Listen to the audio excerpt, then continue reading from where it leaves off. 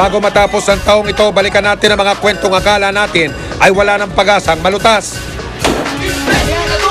Pero dahil sa investigador, may mga nakitang pagbabago at ngayon bagong buhay na. Masangsang na reklamo ang umalingasaw mula sa bayan ng Agonoy sa Bulacan. Isang tindahan daw kasi rito ang doble kara pagdating sa paninda. Ang mga pagkain dapat sana'y pangisda, inilalako rin daw nila sa mga tao. O Diyos ko po! Pagpasok pa lang namin, kunwari kami bibili, tinatanong na kami kung anong bibili namin. Kung pantao ba o pangisda. Yung noodles, sinasala nila gamit yung pansala ng buhangin. Tapos yung mga durog-durog sa ilalim, yun yung pangisda. Tapos yung bubuo, yun yung nilalagay nila sa sako para binibinta sa pantao. Kuha sa aming kamera ang inireklamong maraming proseso ng paghahanda ng mga panindang pagkain. Mula sa pagpili hanggang sa pagsala.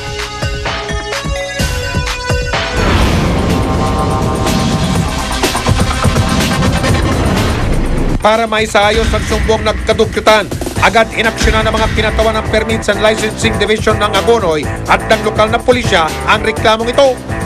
Pagpasok ng mga otoridad sa loob nito, hindi nakaligtas sa kanilang mata ang maruming paligid.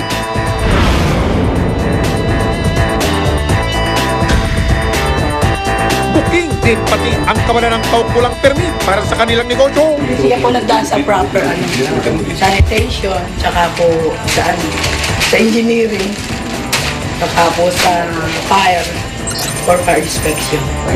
Kaya po hindi siya makapagpakita naman sa kanyang permit. Pero nagbabayad ako taon-taon.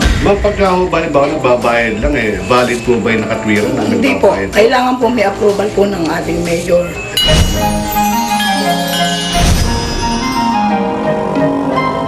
Pero good news, makalipas lamang ang ilang buwan, malaking pagbabago ang nangyari sa kanilang tindahan. Maayos kaming tinanggap ng may-ari sa loob ng kanyang pagawaan. Ito ang aming mansion. Inilibot niya kami sa iba pang bahagi ng pagawaan para ipakita ang mga naging pagbabago rito.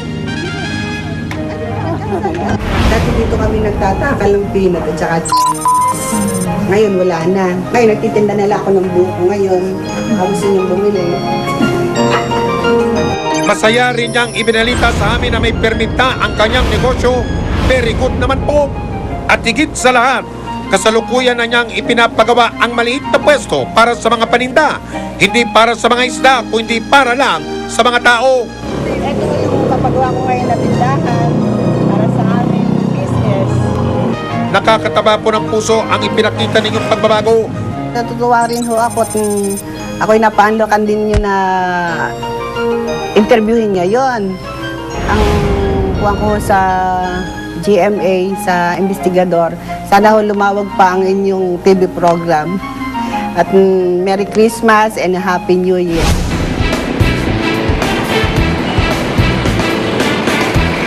Hindi nakawala sa aming kamera ang ilang pulis na umano'y sa pilitang humihingi ng tongpats mula sa mga kaawa-awang tindera sa Maynila.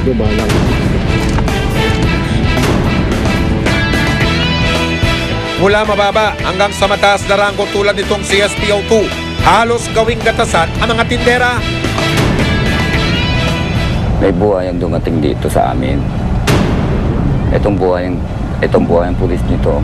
Lahat na lang ng ultimo barya na lang nakita namin mga malilit na tao rito. Pilit pa niyang kinukuha at hindi niya kami pinatatawad. Buhay na buhay ang mga buhaya. Paano ba naman?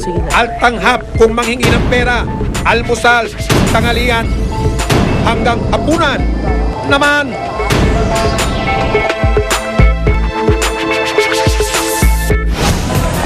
Bago pa man daw maubos ng mga buhaya ang kita ng manininda, kumilos agad ang mga operatiba ng Manila Police District.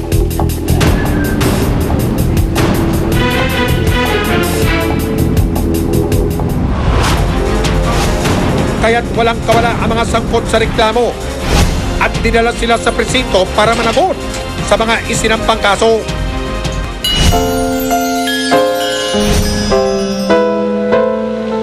Nang balikan namin ang lugar kung saan madalas gumagala-gala ang mga pakawalang naka-uniforming buhaya, Kotong-free na raw ito ngayon.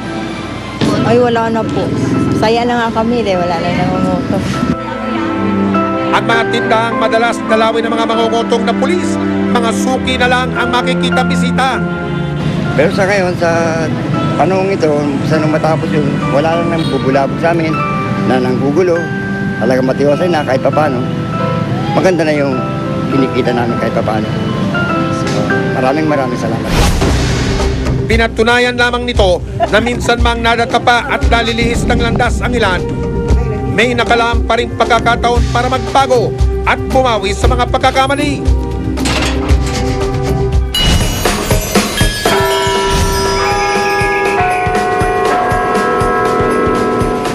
Hanggang sa muli, kami po ang inyong kapuso sa Investigador.